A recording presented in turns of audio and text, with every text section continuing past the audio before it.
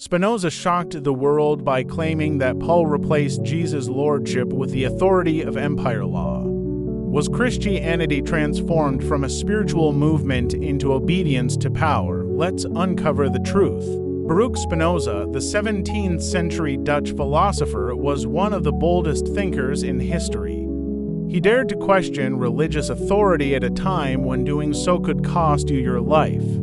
Among his radical claims was this, that the Apostle Paul replaced the true message of Jesus with the authority of empire law. So, what did Spinoza mean? Let's begin with Jesus' message. Jesus preached a kingdom not of this world, centered on love, freedom, and spiritual transformation. His focus was not on political power or strict legal systems, but on an inner law of the heart, mercy, compassion, and faith. But according to Spinoza, when Paul took up the mission of spreading Christianity, something shifted.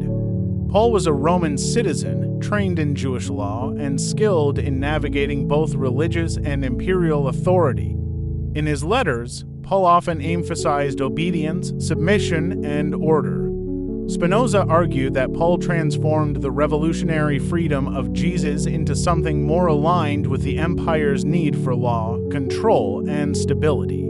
First, Paul framed faith as obedience to law, not Roman law directly, but a spiritualized law that mirrored imperial order. Instead of a radical break from systems of power, Christianity began to look like a structure that could coexist with empire. Second, Paul emphasized authority over personal freedom. While Jesus invited followers into a direct relationship with God, Paul placed strong weight on leadership, hierarchy, and submission. Spinoza saw this as a move away from liberation toward discipline. Third, Spinoza argued that Paul's theology of grace and law provided empire with a powerful tool, religion as a system of control.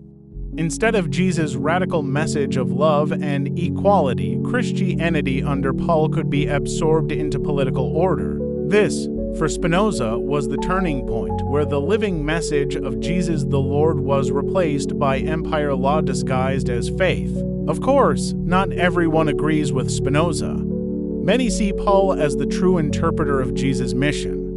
But Spinoza challenges us to think, was Paul building faith or building an institution that served empire? The question remains, was Christianity shaped more by Jesus or by Paul? Spinoza's critique is a call to examine religion critically, to separate the spiritual from the political, the message of love from the machinery of power. So, what do you think?